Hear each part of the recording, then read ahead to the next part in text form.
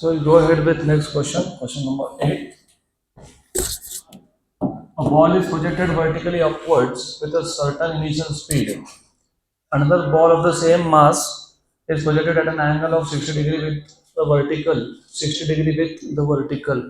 मतलब horizontal के साथ 30 का angle है उसका. With the same initial speed. Initial speed is same. At highest points of the journey, the ratio of potential energy will be. Simple question है. Projectile motion से related question है, तो आपको प्रोजेक्टाइल मोशन के concepts पता होने चाहिए। एक ऑब्जेक्ट को आपने वर्टिकली ऊपर थ्रो कर दिया और एक ऑब्जेक्ट को आपने 60 डिग्री विद वर्टिकल थ्रो किया है। तो you have something like that. ये data this is X axis, this is Y axis. एक ऑब्जेक्ट को आप वर्टिकली ऊपर प्रोजेक्ट कर रहे हो, मतलब the angle with respect to horizontal is 90। ये पहला ऑब्जेक्ट है, दिस इज ऑब्जेक्ट नंबर 1। दूसरे ऑब्जेक्ट को आप प्रोजेक्ट कर रहे हो at 60 degree with respect to vertical, तो it will go like that. इसका जो ट्रैजेक्टरी होगा, it is a parabolic path. तो ये प्रोजेक्टाइल मोशन का केस है। And you need to remember, जो सेकंड केस है उसमें ये एंगल आपको दिया हुआ है 60। गुड। तो how much is this angle? 30। And what is the angle for the first case? कितना? 90 डिग्री। ओके, दोनों केसेस में mass is same, speed is same, सिर्फ एंगल इज डिफरेंट। आपको पूछना है what is the ratio of the potential energy at the maximum height. At the maximum height, remember this is important. तो you must know how to find out maximum height in projectile motion. याद है क्या formula? U square sine square theta by 2g। It is u y square by 2g। U y होता है u sine theta, तो u square sine square theta by 2g। अब ऐसा है कि u कांस्टेंट है, दोनों केसेस के लिए speed is same and g is also constant, तो it only depend on sine square theta. Equation number 1। और आपको अगर याद होगा, पोटेंशियल एनर्जी होता है mgh। m दोनों के लिए सेम था, same mass.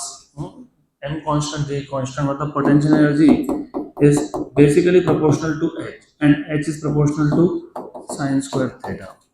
So therefore you have potential energy in the first case to that of potential energy in the second case का ratio, it is basically sine square theta 1 upon sine square theta 2।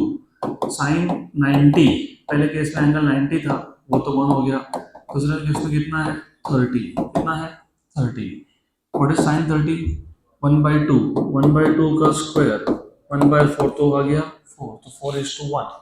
Option number D, simple. चलो अगला question. Next question.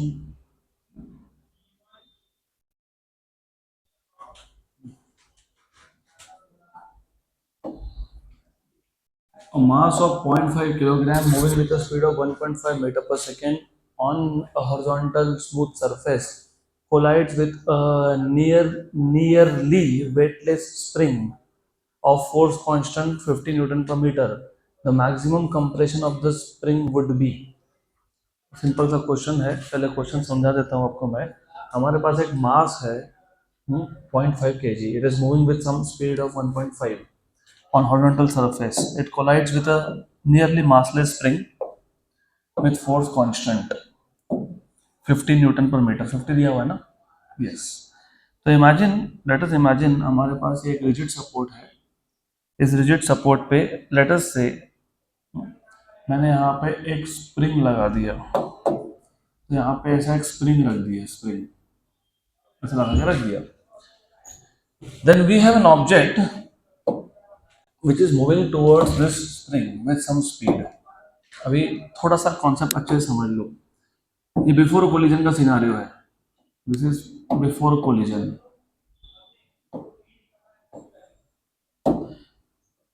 This is before collision, ये scenario. अब जब collision होगा, क्या होगा पता है? इसके पास जो काइनेटिक एनर्जी है, it will be transferred to the spring and the spring gets compressed. So the kinetic energy of the moving object goes to the spring and spring stores it in the form of potential energy. तो loss in kinetic energy of the moving object is equal to gain in potential energy of the spring. तो ऐसा है। और imagine कि जो compression हुआ वो x हुआ, x इज द कंप्रेशन। तो you need to know to solve such question, तुमको ये पता होना चाहिए।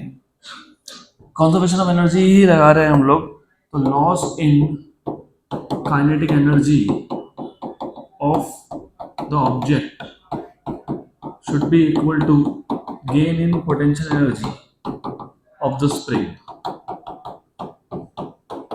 इस टाइप के क्वेश्चन को ऐसा ही सॉल्व किया जाता है कंजर्वेशन ऑफ एनर्जी यूज करके। तो ये आ जाएगा आपका half m v square equals to what is potential energy of the spring, half k x square.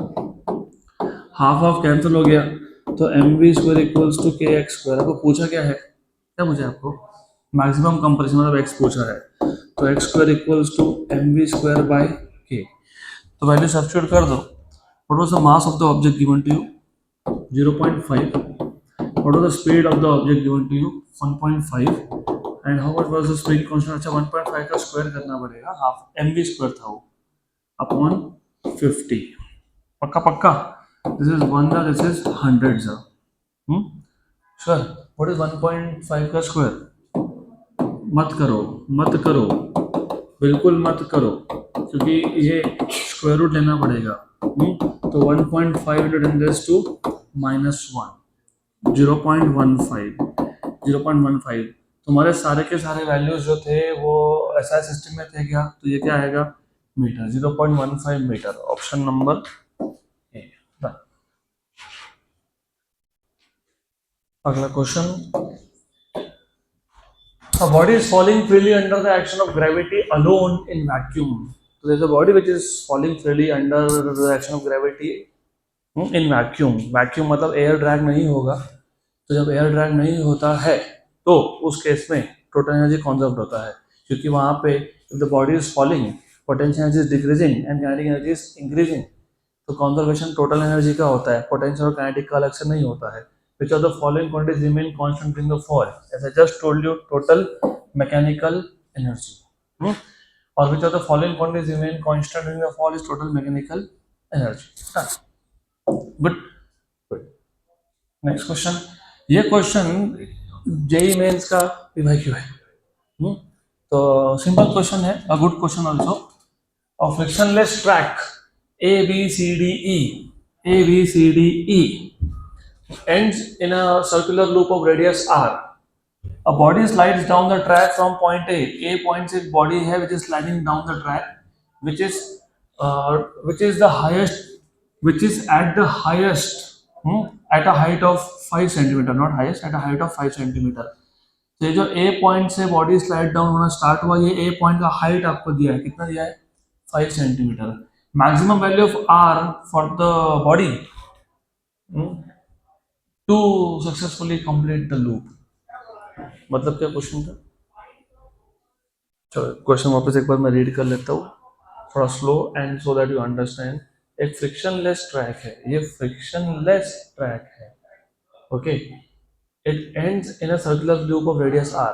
तो ये जो ट्रैक है it ends in a circular loop of radius r। Then a body slides down the track from point A which is at a height of 5 centimeter। यहाँ से body slide होना start होता है। Maximum value of r, तो जो radius है उसका maximum value कितना होना चाहिए so that the body successfully complete the loop. अभी क्वेश्चन समझा कि अभी भी नहीं समझा? क्वेश्चन समझ में तो आना चाहिए। अब बहुत इजी क्वेश्चन है, चलो मैं वापस एक बार बता देता हूँ और इसका आंसर भी सिंपल है, too simple. This is some horizontal surface, then you have a track which is more or less like that। ऐसा उन्होंने बोला more or less, वो सर्कुलर शेप बनना चाहिए। तो anyways I'll try to make a circle here। अभी समझ लेना है सर्कल है, I am pathetic at drawing I know, but anyways you need to understand this is circular track। doesn't look like one but अभी ठीक है। ये कितना है 2r। ये क्या हाइट था 5 सेंटीमीटर का h, ओके। यहाँ से एक ऑब्जेक्ट स्टार्ट होता है to slide down, without friction because this track is frictionless. तो ये r की वैल्यू, रेडियस की वैल्यू कितनी होनी चाहिए सो दैट ये ऐसा आया और इसने ऐसा पूरा सर्कल कंप्लीट कर लिया. अब पूरा सर्कल कंप्लीट करने का मतलब ये होता है कि it is performing vertical circular motion. और वर्टिकल सर्कुलर मोशन में अगर आपको याद होगा, minimum speed at the highest point should be under root of r g. याद करो सर्कुलर मोशन. और अगर minimum speed at maximum height is under root of r जी, तो maximum speed at the lowest point is under root of 5 are g. इसका मतलब जो object है, वैसे इसका नाम था ए पॉइंट, इसको बोला है बी पॉइंट, विच मीन्स कि जो बी पॉइंट पे स्पीड है ना वो होना चाहिए under root of 5 are g. तब जाके सर्कुलर मोशन हो पाएगा, क्योंकि वो नेसेसरी कंडीशन था वर्टिकल सर्कुलर मोशन का. तो remember for the body to complete circle, for the body to complete circle, the speed at point B, the speed at point B should be under root of 5 rg. ये कहाँ से आया? Circular motion से आया. इसका मतलब यहाँ ए point पे जो ऑब्जेक्ट रेस्ट पे था, तो यहाँ पे भी कॉन्जर्वेशन एनर्जी लगाना है अपने को. तो याद रखना total energy at A should be equal to total energy at B. A पे टोटल एनर्जी आएगा काइनेटिक प्लस पोटेंशियल. वैसे तो मैं डायरेक्ट भी बोलता था loss in potential energy equal to gain in kinetic energy, क्योंकि जब ए से बॉडी नीचे आ रहा है, हाइट कम हो रहा है, तो पोटेंशियल एनर्जी उसका लॉस हो रहा है और वो किस में कन्वर्ट हो रहा है? काइनेटिक में. तो kinetic at A plus potential at A equal to kinetic at B plus potential energy at B. Remember A पे काइनेटिक नहीं है क्योंकि बॉडी इज एट रेस्ट, और बी पे पोटेंशियल नहीं है क्योंकि B is the ground level. तो kinetic at A is 0, potential is mgh. Kinetic at B is half m vb square and this is 0. m और m हो गया cancel, right. तुमको क्या पूछा था? रेडियस. और रेडियस कहाँ से आएगा? यहाँ से आएगा under root of 5 are g. से भी मैंने स्मॉल आर लिखा है, इसको मैं कैपिटल आर कर देता हूँ, कैपिटल आर. तो vb square, what will be vb square? 5 R G. तो you have gh equals to half 5 are G. 5 are G. G और जी भी हो गया कैंसल, तो हो गया r equals to 2h by 5. 2h what is height? 5 centimetre. Answer centimetre में है क्या? यस. अपॉन 5 ये हो गया कैंसल, तो कितना होना चाहिए?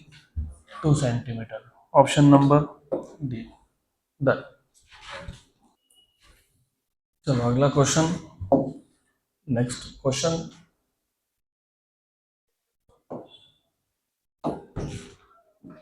A 0.5 kg ball is thrown up with an initial speed of 14 meter per second and reaches a maximum height of 8 meter. How much energy is dissipated by air drag acting on the ball during the ascent? अच्छा question है. A 0.5 kg ball, हमारे पास एक 0.5 kg ball है, उसको हमने direct vertically ऊपर throw किया with a speed of 14 metre पर सेकेंड और वो एक मैक्सिमम हाइट तक गया 8 metre. How much energy is dissipated by air drag acting on the ball during the ascent? Okay, so how do you solve this question? Initial energy minus final energy. Initial energy is kinetic, क्योंकि तुम उसको kinetic energy दोगे तो वो ऊपर जाएगा. Final energy is potential, तो जितना इनमें इनिशियल एनर्जी दिया था उतना का उतना अगर पोटेंशियल है तो इसका मतलब वहाँ पे एयर ड्रैग नहीं है, लेकिन उन्होंने क्लियरली बोला है कि एयर ड्रैग है तो कितना एनर्जी डिसिपेट होगा. तो सिंपल सा क्वेश्चन, गुड क्वेश्चन. तो you this is ground level, let us say this is ground level and imagine कि यहाँ से ऑब्जेक्ट स्टार्ट होता है यहाँ तक जाता है. तो ये जो पॉइंट है इसको मैं पॉइंट बी बोल देता हूँ, इस पॉइंट को मैं ए बोल देता हूँ. ए पॉइंट पे जो भी एनर्जी है इट इज ओनली काइनेटिक. तो रिमेंबर ए पे at A total energy is only kinetic. मैं जानबूझ के अभी पूरा लिख नहीं रहा, or at point B, which is the highest point, total energy is only potential. Is only potential. Okay. Then loss of energy due to air drag. Therefore, loss of energy is delta E is how much? Kinetic at A minus potential at B. This is half mv square and this is mgh, where h is the height of this point B. mv square half m, मास कितना दिया हुआ है 0.5, v कितना है 14 का square, mass is again 0.5, g की value कोई बोला है कि आपको? नहीं, तो 9.8 लेना पड़ेगा. You can not take 10. 9.8. और what is the maximum height to which it goes? 8 मीटर. चलो ठीक है, इजी है. बहुत इजी कैलकुलेशन है, दिस आर इजी. ये कितना? 16/2 कितना? 8. 8 इंटू 0.5 कितना? 4. तो ये 4 बराबर. 8 इंटू 0.5 कितना? 4. 4 इंटू 9.8 कितना? हाँ, 9.8 क्या? सब मिला के टोटल. पक्का पक्का. सब कैंसिल होने के बाद ये 16 था. 16 था ना. यही तो गड़बड़ है, ध्यान नहीं दोगे तो कैसे चलेगा? ध्यान नहीं है. 14 का स्क्वायर को मैंने 4 का स्क्वायर लिखा. आप बोल रहे हाँ, 14 स्क्वायर कितना होता है? 196. 196 का आधा कितना होता है? 98. 98 का आधा कितना होता है? 49. अभी बराबर है क्या? बराबर है. तो कितना ये? 49. और ये पता है कितना है ये? Calculations is too simple. It is just, what is this? 4. What is 4 into 9.8? 39.2. So how much is this? 9.8. पक्का? तो 9.8. Option number D.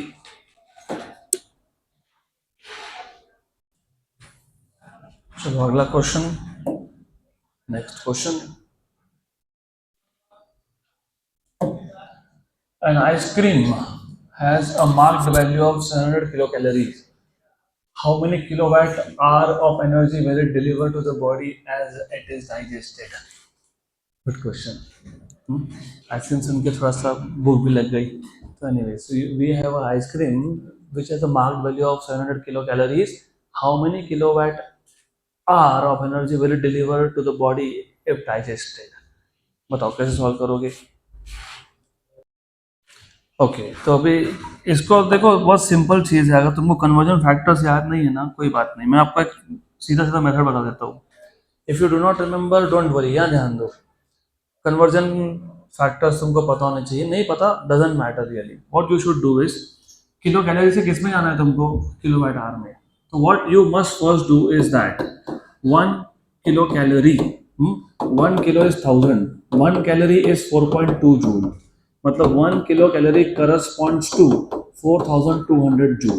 इसका मतलब 1 joule corresponds to, remember, 1/4200 kilo calorie of energy.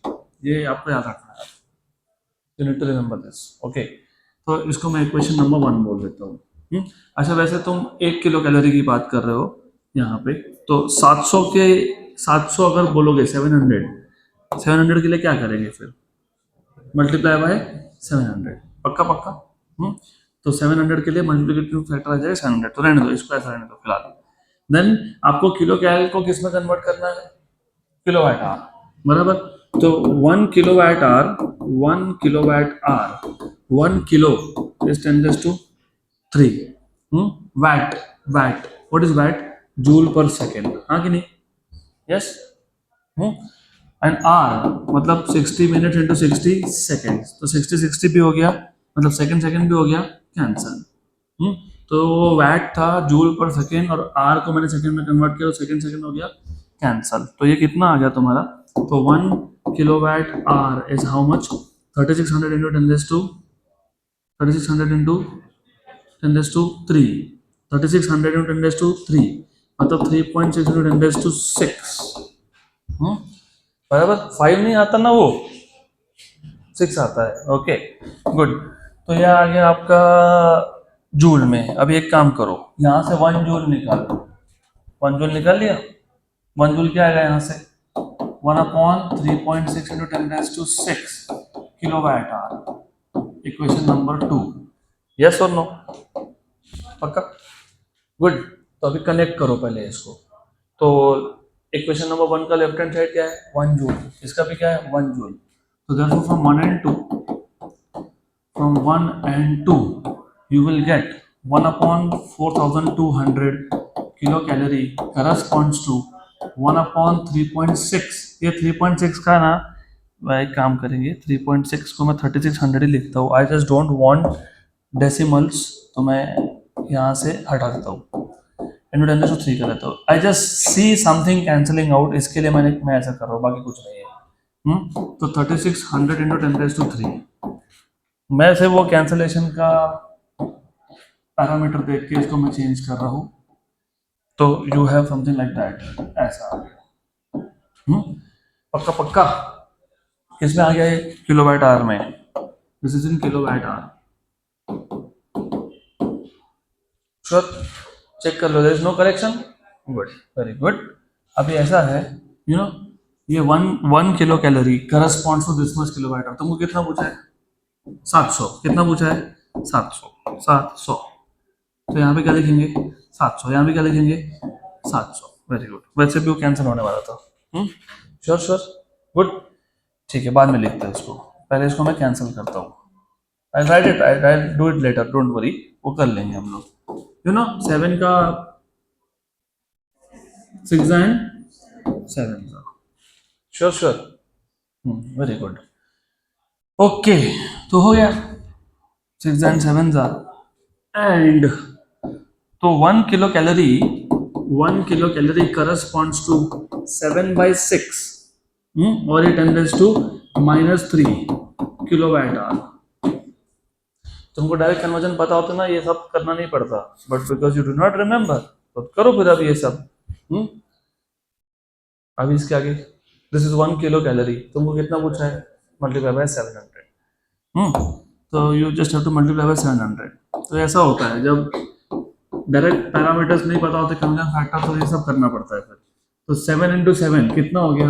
4900। और 4900 उसका 100 इसको दे दिया, तो कितना हो गया? 10⁻⁻1 upon 6। How much is this? You know 8.1 approximately. तो यह आ गया आपका 0.81 किलोवाट आवर।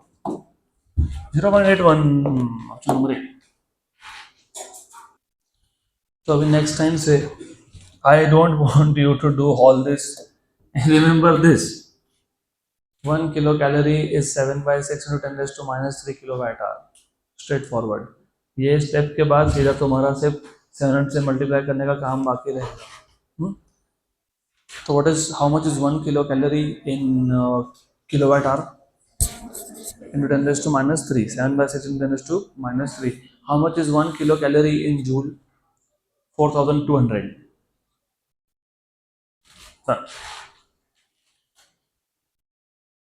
फटाफट, quick quick quick quick quick.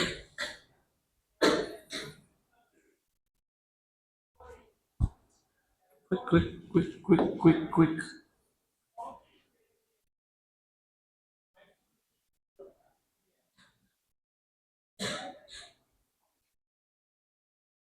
जल्दी जल्दी,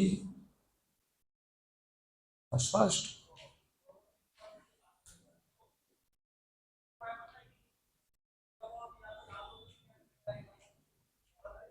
and what is 1 kilowatt hour का कन्वर्जन किलो कैलोरी में? 6000/7, क्योंकि ये नीचे आके 1000 हो जाएगा ना, तो 7/6000 1 kilo calorie to kilowatt hour, और 6000/7 1 kilowatt hour two kilo calorie.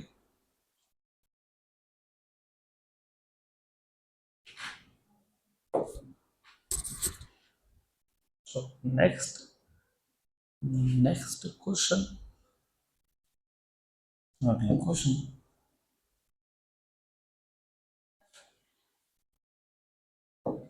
Okay.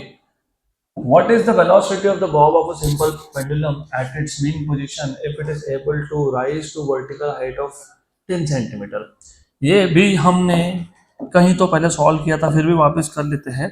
आपको पूछा है what is the velocity of the bob of simple pendulum at its mean position if it is able to rise to a height of 10 centimeter. Okay, good. So imagine this is a rigid support, then you have a string. इस string के नीचे हमने लगा दिया एक Bob, heavy metallic ball. ये बन गया सिंपल पेंडुलम. अब हमने क्या किया, अब हमने इसको डिस्प्लेस किया.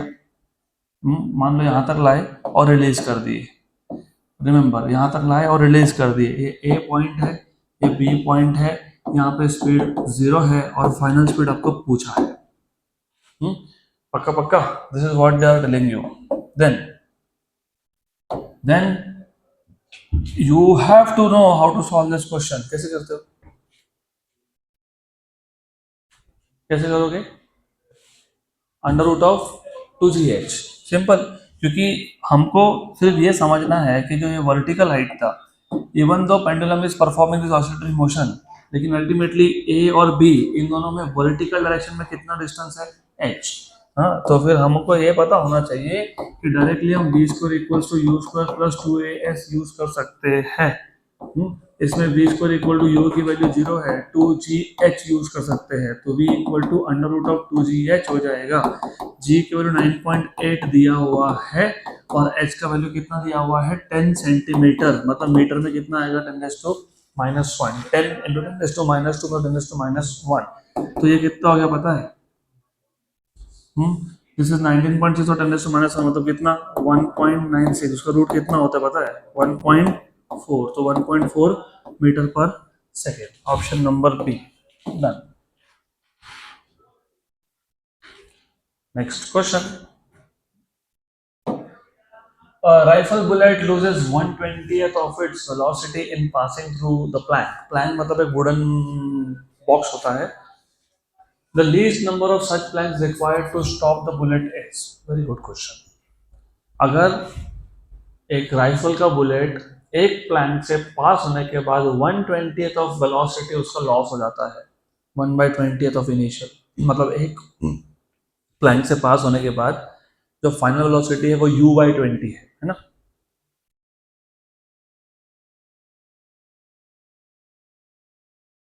हर चीज को हाँ बोलते हो. एक प्लैंक से पास होने के बाद 1/20th लूज हुआ, मतलब 19/20 बाकी है. तो final velocity after passing through one plank is 19/20 of the initial velocity.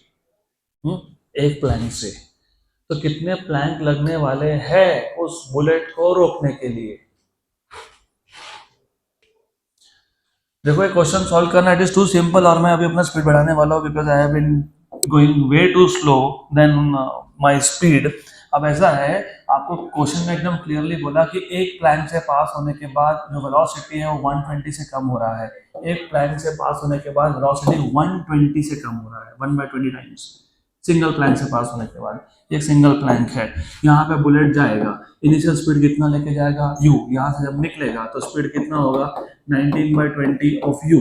इसका मतलब बेसिकली ऐसा है कि जो इनिशियल काइनेटिक एनर्जी था while passing through one plank, मैं बाकी प्लैंक्स की बात ही नहीं कर रहा हूँ, initial kinetic energy is equals to half m u square, और पहले प्लैंक से पास होने के बाद जो फाइनल स्पीड है वो हाफ एम वी स्क्वायर है. And half m v square, v की जगह पे क्या लिखोगे, 19/20. तो what is the final kinetic energy, it is half m 19u/20 का square which is equals to half m u square 19/20 का स्क्वायर. ये स्पीड होना चाहिए तुम्हारा, कभी भी याद रखना.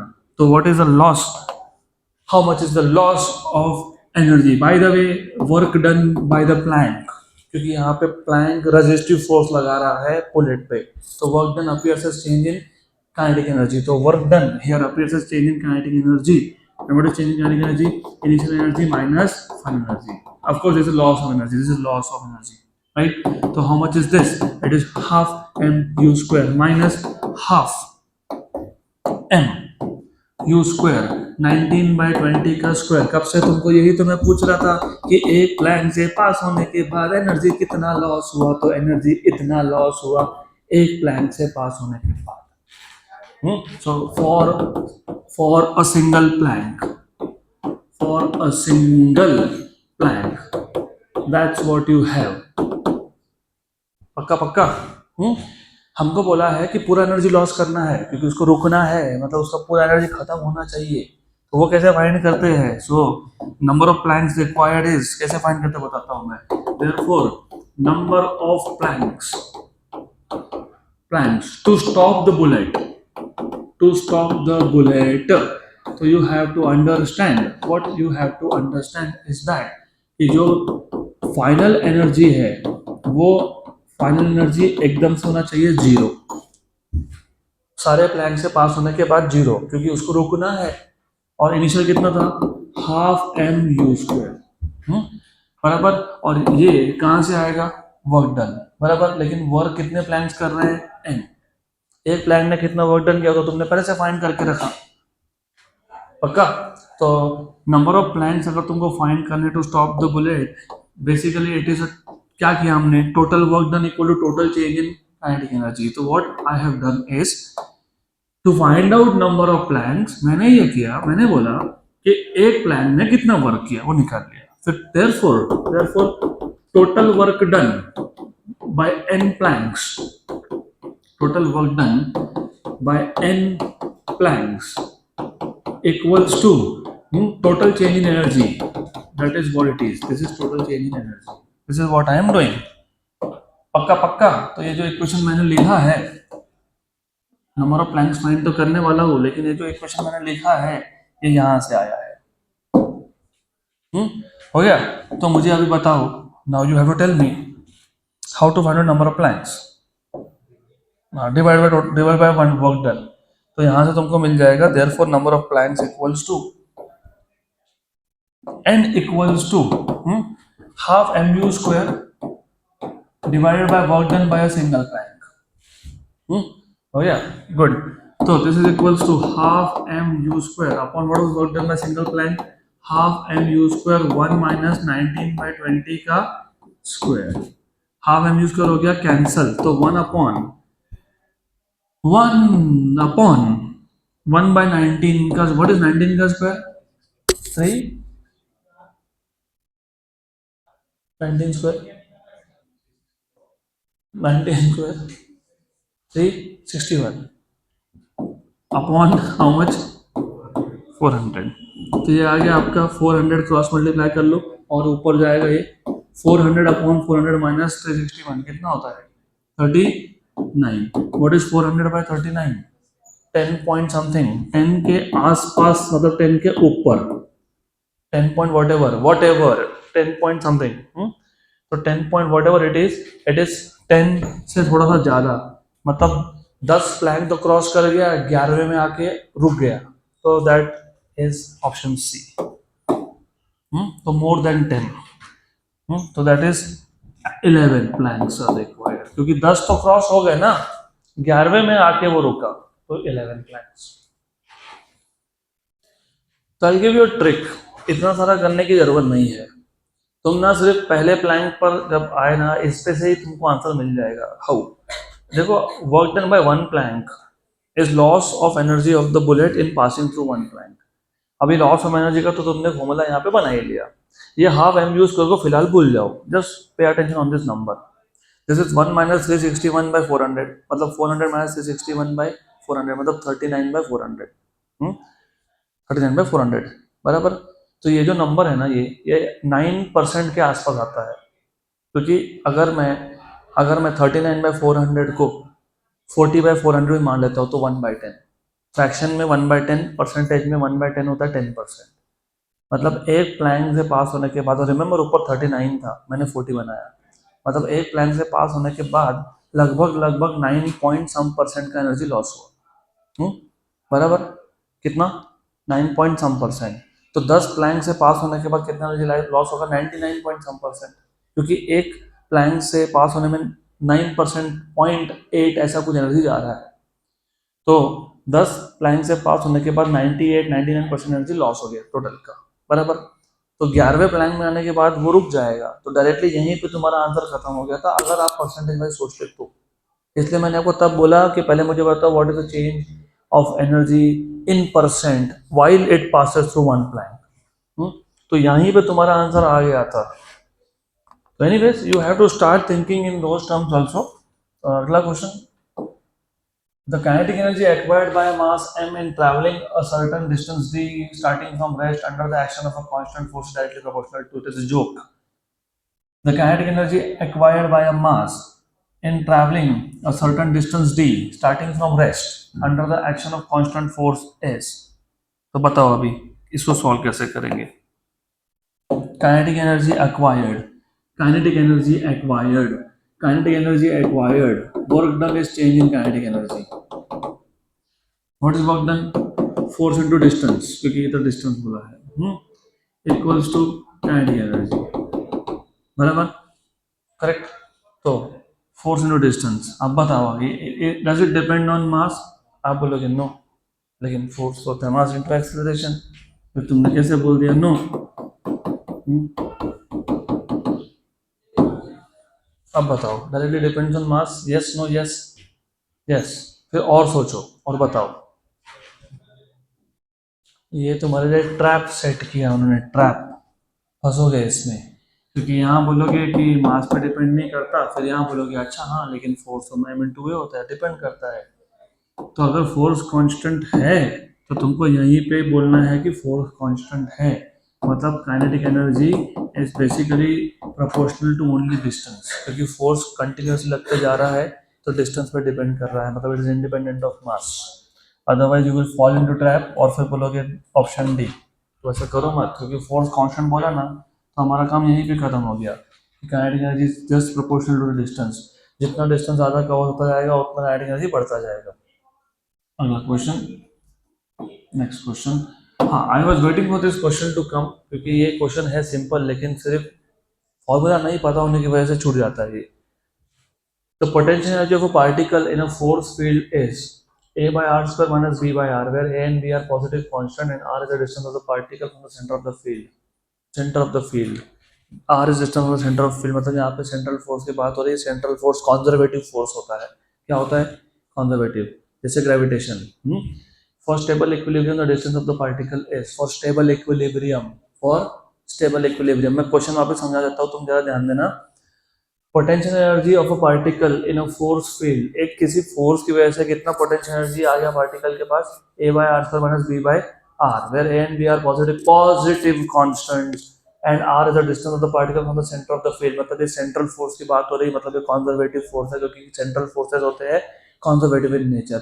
और अगर कॉन्जर्वेटिव है तो तुमको ये पता होना चाहिए, कॉन्जर्वेटिव फोर्स में मैंने थ्योरी में तुमको 2-3 दिन पहले बताया था कि कॉन्जर्वेटिव फोर्सेस के केस में if you remember, potential energy का derivative with a minus sign is force, if you remember of course, हाँ कि ना? Yes, equation number 1। लेकिन ऊपर से क्या बोला इन्होंने? Stable equilibrium. क्या बोला? स्टेबल। तो फॉर इक्विलिब्रियम, चाहे वो स्टेबल हो या अनस्टेबल हो, does not really matter, but you should know for equilibrium force की वैल्यू कितनी होती है? 0। तो from 1 and 2 what you will have is du by dr equals to 0. Therefore, from 1 and 2 you get du by dr equals to 0. I know it is minus, लेकिन minus sign को मैंने वहां पे एब्जॉर्ब कर दिया, तो du by dr is 0. तो d dr of a by r square minus b by r equals to 0. a constant बाहर 1 by r square का डेरिवेटिव कितना होता है? -1 by r, क्योंकि r रेस टू -2, फिर r रेस टू -2 का derivative होता है x रेस टू n का formula n into x raise to n -1। तो इसका जो डेरिवेटिव है 1 by r स्क्वायर का कितना है? -1 by r। और इसका कितना है? गलत नहीं कर रहे, डेरिवेटिव गलत बता रहे हो तुम लोग। चलो मैं, हमको क्या चाहिए? डिस्टेंस चाहिए, तो तुमको r यहाँ से मिलने वाला इंटीग्रेट करके क्या करोगे? तुमको क्या चाहिए? r। क्या चाहिए? r। तो a, why will you integrate? I just don't understand. You have to differentiate.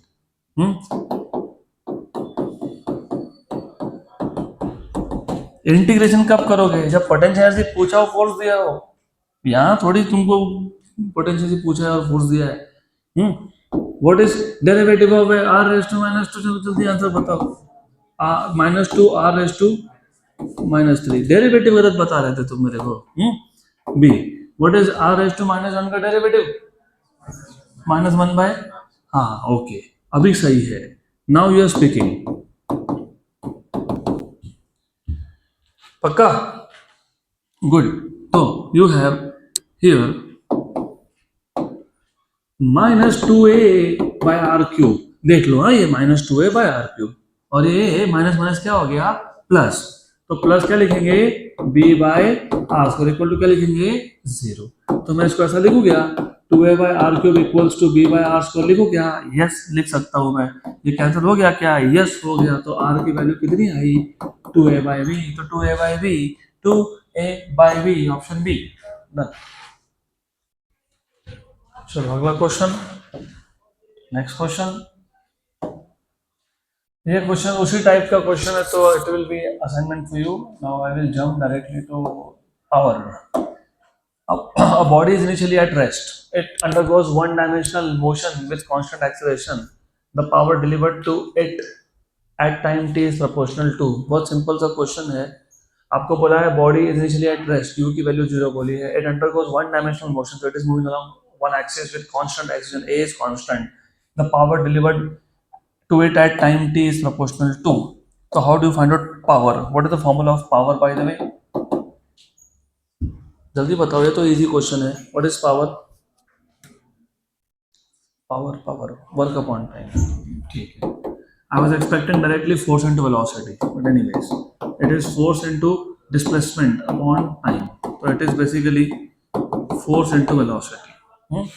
अभी why do I want to bring it in terms of velocity, बताता हूँ आपको। A body is initially at rest, और ये जो v है, ये कौन है? ये फाइनल स्पीड है। क्या ये फाइनल स्पीड है? तो ये f क्या है? ma। और ये v कौन है? u प्लस at, और उसमें से u क्या है? 0। तो ये क्या हो गया? ma और साथ में at, तो क्या हो गया? ma square t।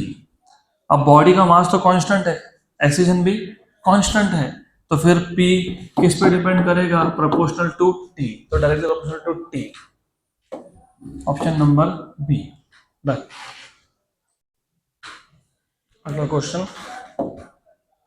And remember, ये तुम डायरेक्टली पहले स्टेप में इनवर्सली प्रोपोर्शनल मत बोल देना, क्योंकि जो पैरामीटर तुमको कांस्टेंट बताया है, पहले इक्वेशन को उस पैरामीटर्स के टर्म में लाना पड़ता है। तो पहले हम a के टर्म में लाए, मास तो कांस्टेंट ही रहने वाला था, लेकिन a भी कांस्टेंट है, तो अब बोल सकते हो कि ये कांस्टेंट है, ये कांस्टेंट है, तो p is directly proportional to t।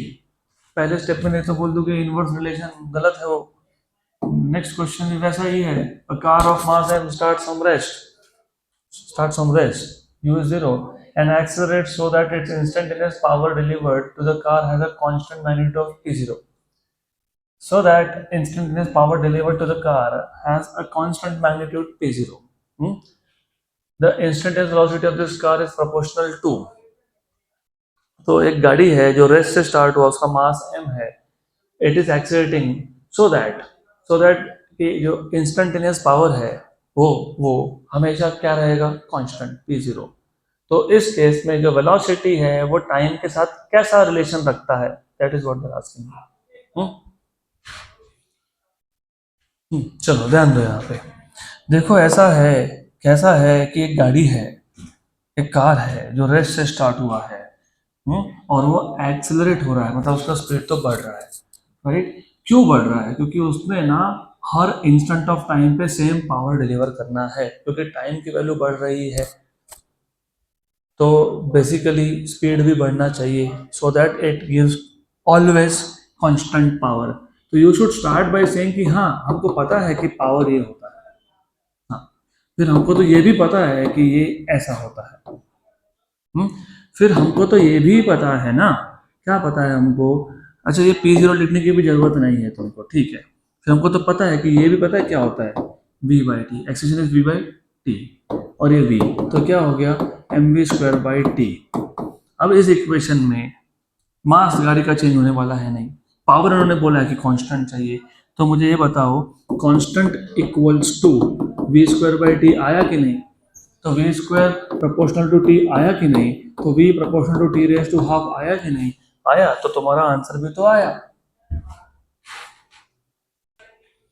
अगला क्वेश्चन, अगले 2-3 क्वेश्चन बहुत सिंपल है, तो मैं फटाफट खत्म करता हूँ। The power of a pump, what are, घर में जो होता है ना water pump, which can pump 200 kg of water to a height of 200 meter in 10 second is। अभी ये तो तुम्हारी रियल लाइफ से कनेक्टेड है। हमारे घर में पता है क्या होता है? हमारे घर में ऐसा होता है कि कॉरपोरेशन का पानी आता है, वो जो जिस पाइप से वो पानी आता है वो नॉर्मली अंडरग्राउंड होता है, तो यहाँ से पानी आया। और हमारे घर में जो स्टोरेज टैंक होता है ना, स्टोरेज टैंक, वो होता है बड़े हाइट पे। बराबर, तो जो स्टोरेज टैंक है it is at a height, it is at a certain height which is basically यहाँ पे 200 मीटर बोला है शायद, यहाँ पे। अब द आइडिया यार इज कि तुमको ये जो पानी आया घर में थ्रू कॉरपोरेशन, तुमको इसको कहाँ ले जाना है? उसको तुमको ग्राउंड लेवल से कहाँ उठा के ले जाना है? टैंक में।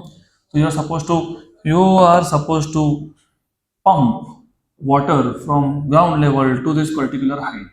अपने आप तो जाएगा नहीं, नहीं जाएगा तो क्या करना पड़ेगा? वर्क करना पड़ेगा। Work done per unit time क्या होता है? पावर। बस वही तो पूछा है तुमको।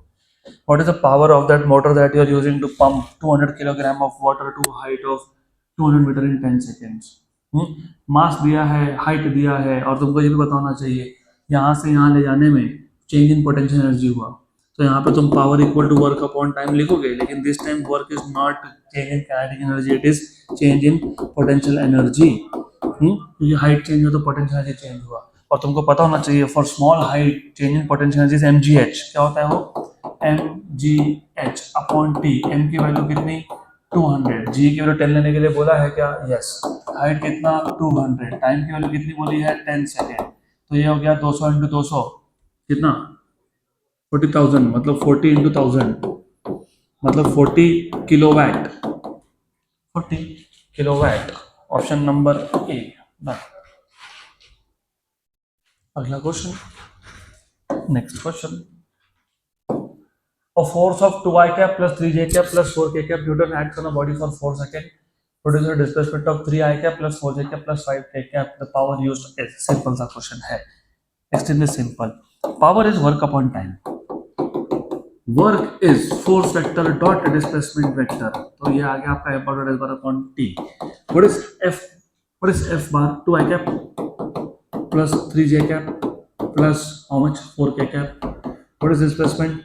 3 4 5 3i cap plus 4j cap plus 5k cap। वैसे इतना लिखने की भी जरूरत नहीं थी, इतना नहीं लिखते तो क्या लिखते?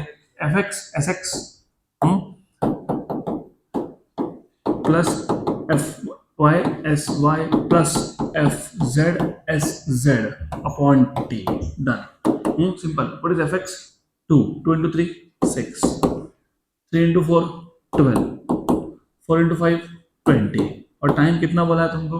4 सेकेंड्स। करेक्ट। कितना है ये? 38/4। What is 38/4? 9.5। तो 9.5 watt, 9.5 watt, option number A. Done.